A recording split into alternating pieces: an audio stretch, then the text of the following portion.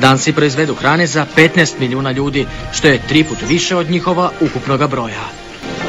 Ovo je sjedište Arle, jedna od najvećih mliječnih kompanija u Europi, najvećega danskog primatelja unijinih subvencija. Danas su u vrhu uvelike zbog subvencioniranja tijekom 70. i 80. godina, kada je tvrtka izvozila 2/3 svojih proizvoda.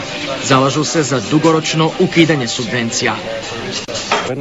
Kada razgovaram sa svojim kolegama iz Unije, mislim da postoji veliko razumijevanje za to da se subvencije moraju ukinuti. Zbog jednog razloga. Cijena mlijeka više je izvan Unije nego u njoj. Danci vjeruju kako je dugogodišnje subvencioniranje dansku poljoprivredu učinilo skupljom, uzmu li se u obzir troškovi proizvodnje i vrijednost zemljišta, te manje kompetitivnom na vanjskome tržištu. Želja je Brisela ograničiti subvencije za veliku farmu i aktivnog poljoprivrednika. Dakle, nema argumenata da porezni obveznici plaćaju subvencije. Želimo pomoći u ukidanju subvencija pretpostavljajući da će jednako biti za sve zemlje. Tako da ćemo mi ostati prosjaci.